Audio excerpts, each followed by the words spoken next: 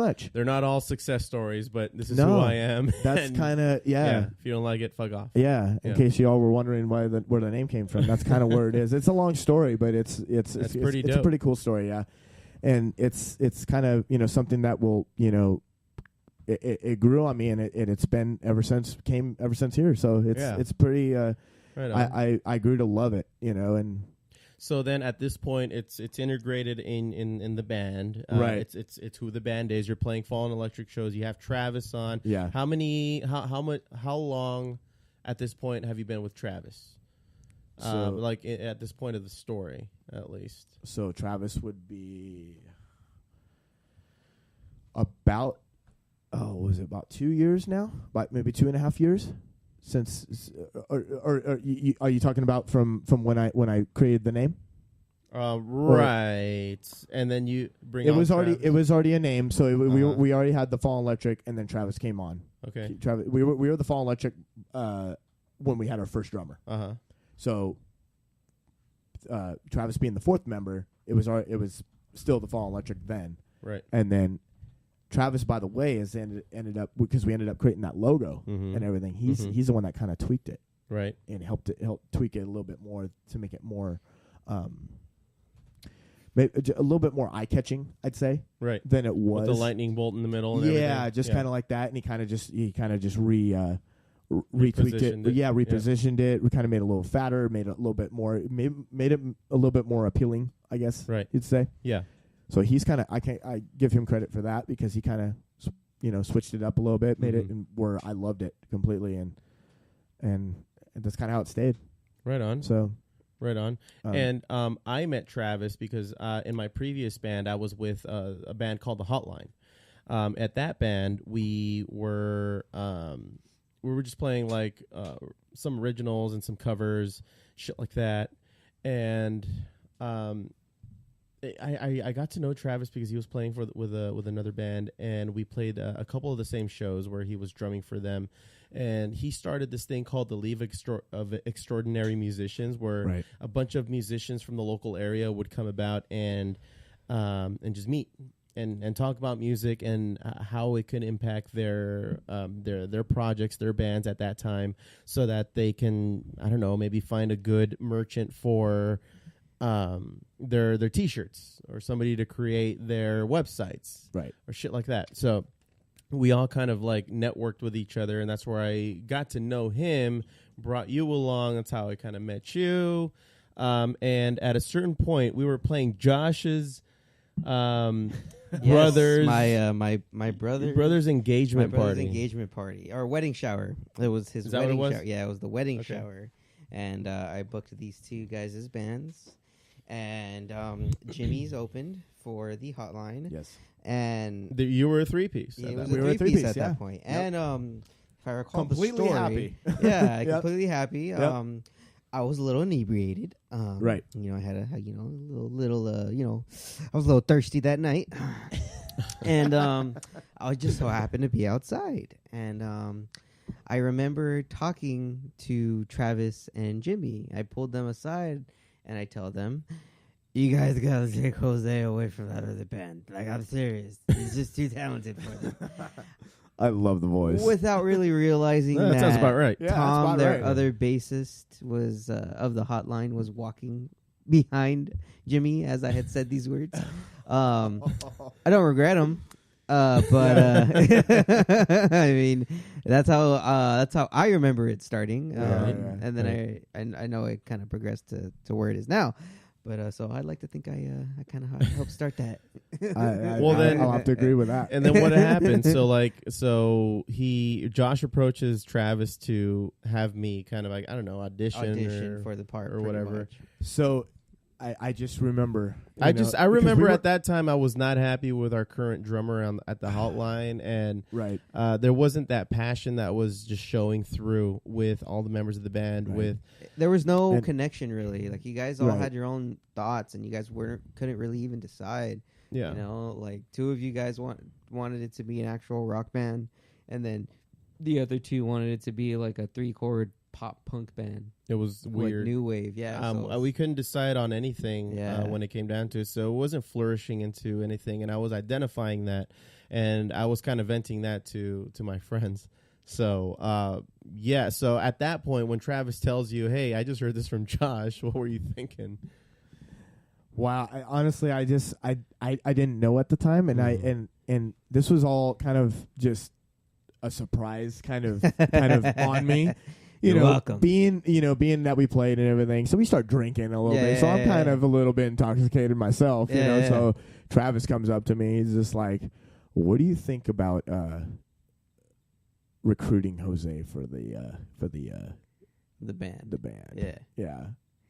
and I'm like, "What?" I'm sitting there like, "What do you mean?" Like he's just like the lead guitarist. Yeah.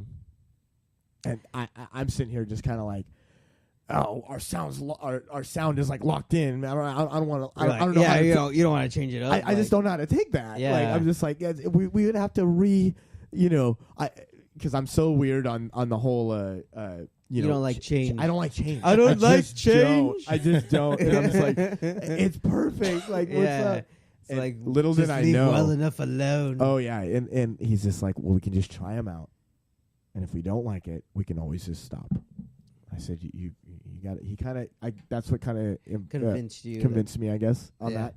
And dang, man, he had to be convinced. Yeah, I get it. I get it. I know who I am. I know what I'm about, son. And I know, and I know, he's amazing guitarist, and I can, he's good.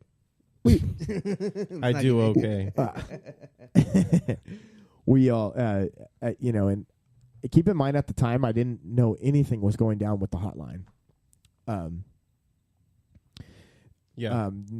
didn't know.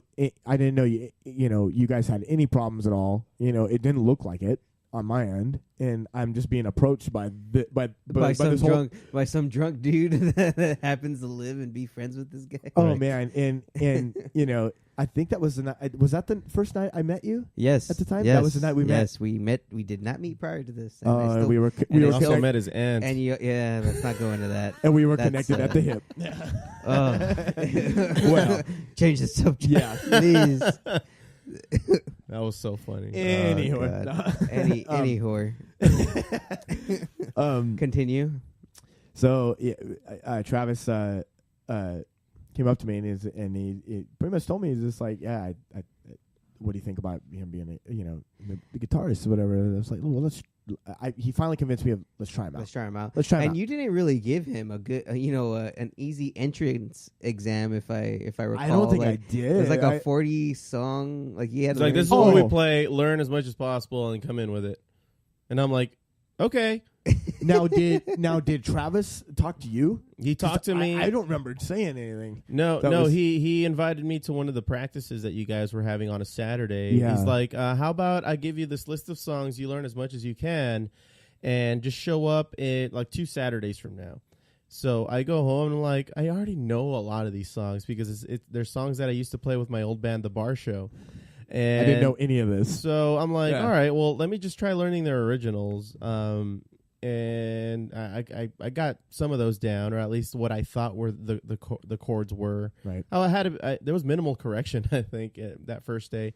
There wasn't a lot of kind of notes that you had for me, but I remember just going in there, meeting you guys like for real, like for the first time, and just being with you and just jamming with you. And we were already playing, like we were playing the songs almost perfectly.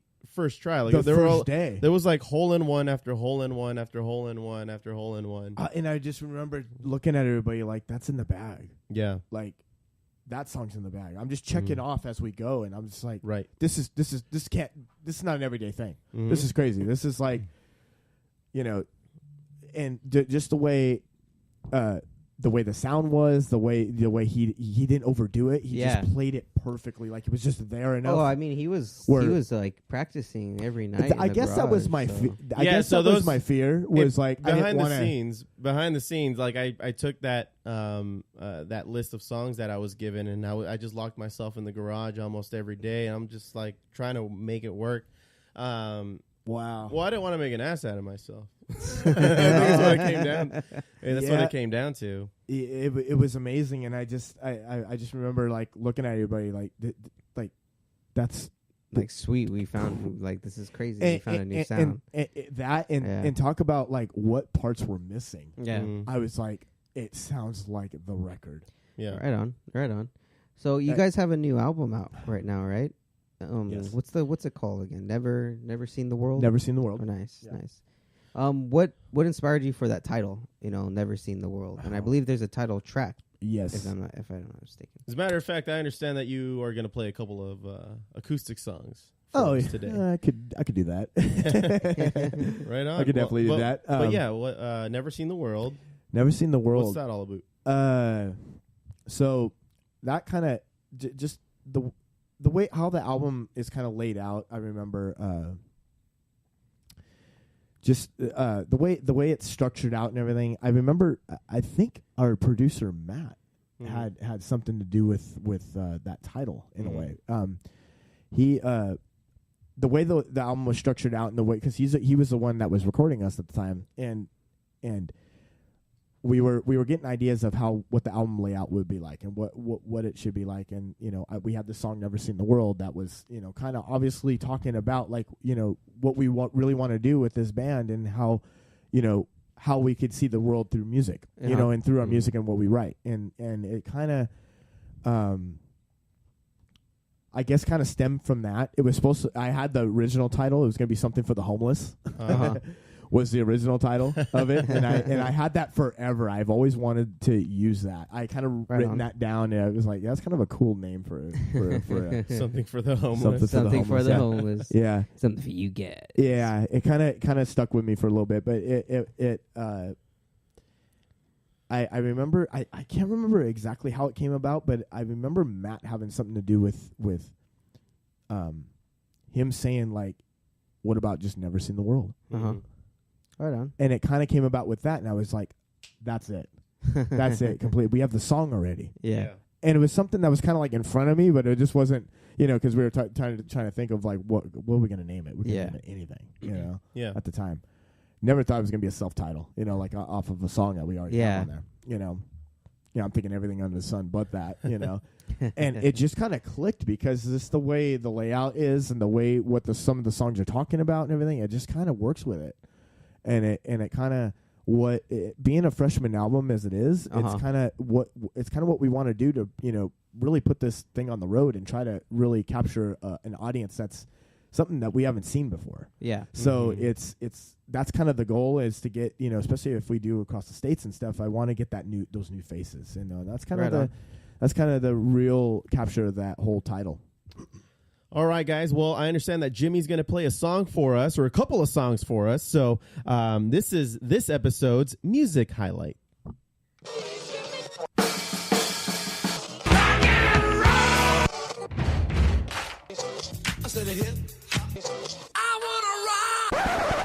Also, everybody listening, stay tuned. After the outro to this episode, we're going to play a full track from The Fallen Electric. We're going to play Never Seen the World. That's the song that Jimmy's about to play right now. I could do that, yeah. Awesome, man.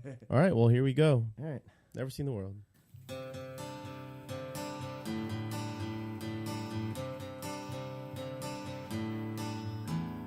Think twice and choose.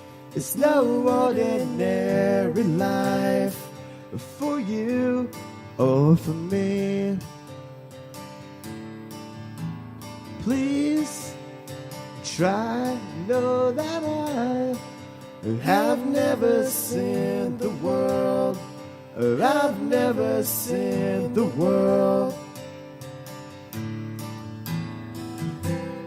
Feels like a tidal wave inside you, question the answer. Nothing is ever more alive. It glistens, you listen. Feels like I'm running out of time. You question the answer. Everything seems to fall in line. It glistens, you listen.